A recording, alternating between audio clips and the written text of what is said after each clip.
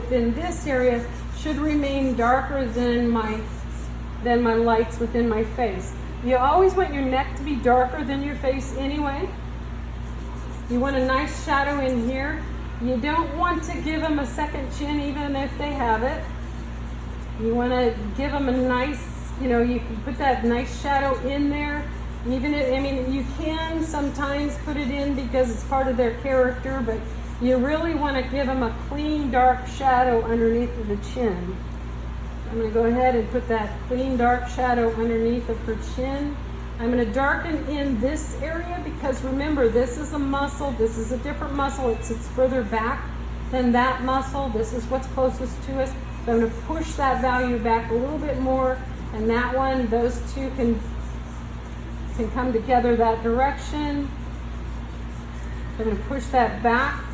This side is my shadowed side of my face, so I'm going to go ahead and get that all darker as I go back in space. So where it's going to start showing up in light is I need to get some of my skin tones in there. So, oh yeah, I said I liked all these colors over here. I wasn't using them. So here's a nice skin tone. It's darker than what's in my face. I'm going to go ahead and blend that into my neck, in my half tone areas, and into my shoulder. It's a nice warm orange color. That means it would be in the light. If I put this over on that side, it's going to be too warm, but if I wanted to mix it with a green, it could work. But I'm going to start with something that's even darker than that to go over there because my neck needs to be darker than my face. I'm using totally different colors, so it's really kind of, I'm going to have to throw some of these colors back in to get them to work. I had a very good friend that wanted me to do a picture of her and her 5 children in the pool.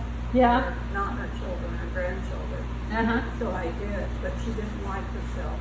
Oh, and that's because she saw herself older.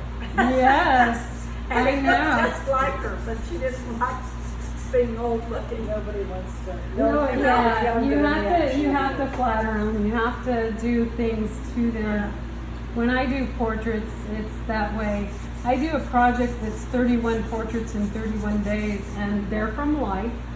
They don't get a smile in their painting. It's a 2 hour or 2 to 3 hour pose, and they have to sit. And the longer you sit, the more you get a serious face. All these muscles drop. These will drop, and so that line will drop, and they start looking older and tireder. And it was an exercise I did for myself to get better because I'm always challenging myself to